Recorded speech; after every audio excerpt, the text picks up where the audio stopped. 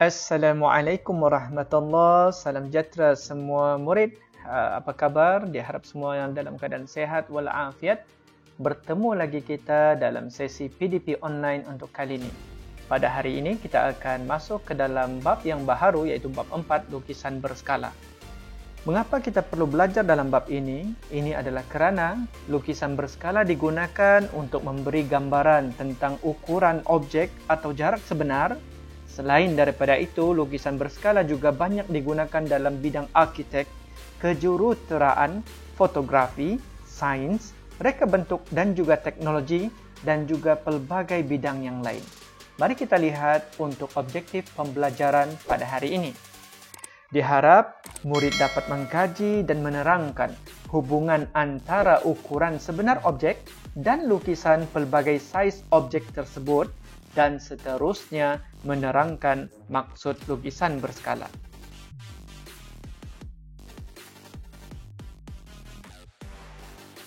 Apakah hubungan antara ukuran sebenar objek dengan lukisan pelbagai saiz objek tersebut?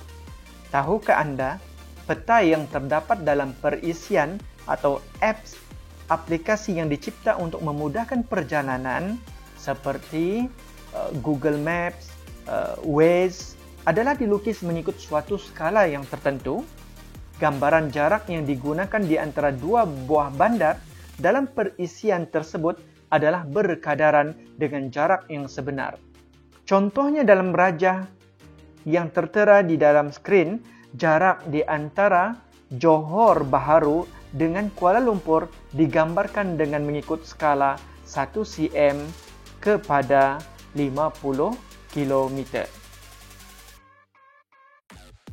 Contoh 1. Rajah di bawah menunjukkan lukisan yang mewakili objek PQRST yang dilukis dengan saiz yang berbeza. Apakah yang anda boleh nyatakan tentang saiz lukisan rajah 1, rajah 2 dan rajah 3 berbanding objek PQRST? Merujuk kepada rajah objek, sisi PQ dan PT masing-masing berukuran 4 unit dan 6 unit. Manakala pada rajah 1, sisi yang sepadan untuk PQ dan PT adalah 4 unit dan 6 unit juga. Oleh kerana nilainya sama, maka kita katakan bahawa rajah 1 mempunyai saiz yang sama terhadap objek. Bagi rajah 2 pula, sisi yang sepadan dengan PQ dan PT pada objek untuk rajah 2 masing-masing 2 unit dan 3 unit. Oleh kerana nilai ukuran panjangnya lebih kecil berbanding objek, maka kita katakan saiznya lebih kecil. Untuk rajah 3 pula, ukuran bagi sisi yang sepadan masing-masing 8 unit dan 12 unit. Ukurannya lebih besar berbanding ukuran pada objek. Maka kita katakan saiznya adalah lebih besar berbanding objek. Apakah kesimpulan yang boleh kita buat jika kita kaitkan untuk lukisan berskala? Kesimpulannya, semua sisi lukisan pada rajah 1, rajah 2 dan rajah 3 adalah mengikut suatu skala yang berkadaran dengan objek, manakala saiz sudutnya tidak berubah. Maka rajah 1, rajah 2 dan rajah 3 ialah lukisan berskala bagi objek PQRST. Ini adalah kerana untuk rajah 1 nisbah lukisan terhadap objek jika kita bahagikan 4 unit pada rajah 1 dan 4 unit pada objek untuk sisi yang sepadan nilainya 1. Manakala untuk sisi yang sepadan dengan PT pada rajah 1 kita bahagikan untuk mendapatkan nisbahnya 6 unit bahagi 6 unit juga nilainya 1. Oleh kerana nisbahnya sama bernilai 1, maka rajah 1 adalah lukisan berskala untuk objek. Untuk rajah 2 pula, jika kita bahagikan untuk mendapatkan nisbahnya 2 bahagi 4 adalah 1/2, manakala 3 bahagi 6 juga 1/2. Nilai nisbahnya sama, maka kita katakan Raja 2 adalah lukisan berskala bagi objek PQRST. Untuk Raja 3 pula, kita nisbahkan untuk mendapatkan nilainya adalah 8 bahagi 4, 2, 12 bahagi 6 juga 2. Nisbah nilainya sama untuk Raja 3 bahagi terhadap sisi yang sepadan pada objek, maka kita katakan Raja 3 juga merupakan lukisan yang berskala terhadap objek. Apakah lukisan berskala? Lukisan berskala ialah lukisan suatu objek dengan keadaan semua ukuran dalam lukisan adalah berkadaran dengan ukuran pada objek. Kita lihat untuk contoh yang berikut. Rajah di bawah menunjukkan lukisan yang mewakili objek A, B, C, D, E yang dilukis dengan saiz yang berbeza. Nyatakan rajah yang merupakan lukisan berskala bagi objek A, B, C, D, E. Yang berikut. Kita lihat dahulu untuk rajah 1. Bagi objek A, B, C, D, masing-masing jarak untuk A, B 3 unit, B, C 4 unit, C, D 5 unit, dan D, E 2 unit. Pada Raja 1 mempunyai ukuran yang sama.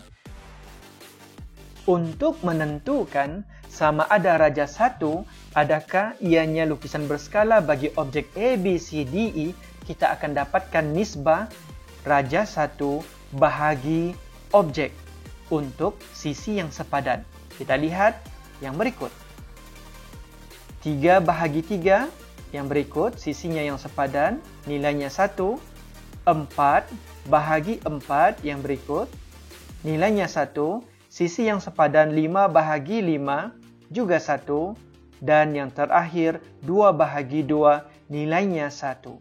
Oleh kerana setiap hasil bahagi ataupun nisbah bagi Raja 1 dan objek nilainya 1, maka kita katakan Rajah 1 adalah lukisan berskala bagi objek A, B, C, D, E.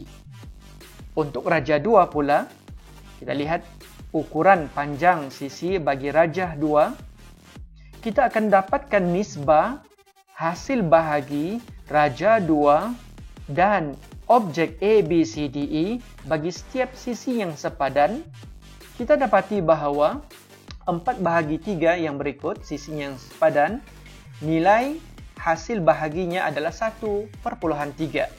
4 bahagi dengan 4, 1. 6 bahagi 5, 1/2. Dan 2 bahagi 2, 1. Didapati bahawa nisbahnya tidak seragam, maka dengan itu kita katakan Raja 2 bukan lukisan berskala bagi objek A, B, C, D, E. Rajah 3 pula. Kita akan bahagikan dengan kaedah yang sama. Didapati bahawa hasil bahagi ataupun nisbah di antara Raja 3 dan objek adalah tidak seragam. Maka kita katakan Raja 3 bukan lukisan berskala bagi objek tersebut. Bagi Raja 4 pula, didapati bahawa hasil bahagi sisi yang sepadan nisbahnya terhadap Raja 4 dan objek mempunyai nilai yang sama, iaitu 2. Maka kita katakan ianya berkadaran, maka dengan itu Raja 4 adalah lukisan berskala bagi objek. Begitu juga dengan Raja 5. Hasil bahagi ataupun nisbah di antara Raja 5 dan objek bagi sisi yang sepadan adalah berkadaran kerana semua hasil bahaginya seragam, 0,5. Maka kita katakan Raja 5 merupakan lukisan berskala bagi objek A, B, C, D, E. Kita lihat pula untuk contoh yang berikut. Pada kertas grid Lukis semula bentuk di bawah dengan menggunakan saiz yang sama, saiz yang lebih kecil, dan saiz yang lebih besar. Kita perhatikan dahulu untuk jarak mengufuk dan jarak mencancang bagi sisi segi empat tepat pada objek, masing-masing 4 unit dan 6 unit. Untuk melukis saiz yang sama, kita akan darabkan setiap nilai sisi tersebut dengan 1. Maka, kita darabkan dahulu 4 darab 1 untuk mendapatkan sisi bagi lukisan yang pertama, yaitu untuk saiz yang sama, kita dapati nilainya 4 kerana 4 darab 1. Untuk di bahagian sisi yang sepadan yang berikut, pada lukisan 6 darab 1 juga sama dengan 6. Maka kita akan gariskan sebanyak 6 unit. Maka bila kita lengkapkan segi empat tepat yang berikut, maka bentuknya seperti ini. Maka dikatakan untuk saiz yang sama, objek dan lukisan mempunyai ukuran panjang sisi yang sama. Saiz yang lebih kecil pula, kita akan memilih satu nombor untuk kita darabkan kepada setiap sisi pada objek. Cikgu akan ambil nombor yang lebih kecil berbanding 1, yaitu 1/2. 4 darab 1/2, 2. Maka cikgu gariskan 2. Untuk 6 didarabkan dengan 1/2 sama dengan 3. Lengkapkan gambar raja segi empat tepatnya seperti ini.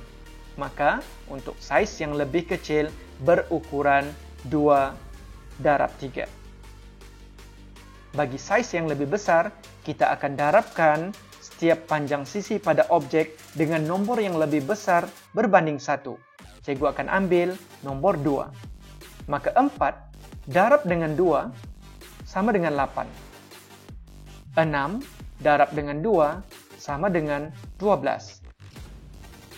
Kita akan lengkapkan segi empat tepatnya seperti berikut. Maka kita akan dapati objeknya ataupun lukisannya lebih besar berbanding objek. Begini adalah kaedah yang digunakan untuk melukis semula bentuk di bawah dengan menggunakan pelbagai saiz yang berbeza. Seperti biasa, di akhir penerangan kita akan buat latihan pengukuhannya. Cuba murid selesaikan soalan uji minda 4.1a yang berikut, soalan nombor 1 dan juga soalan nombor 2. Sila salin soalannya dan adalah lebih baik jika murid menggunakan kertas graf ataupun buku yang mempunyai cetakan berpetak ataupun bergrid. Diharapkan murid dapat memahami apa yang telah cikgu sampaikan sebentar tadi. Sampai berjumpa lagi untuk sesi PDP online yang akan datang. Teruskan bersama cikgu. Sampai berjumpa lagi. Assalamualaikum dan terima kasih.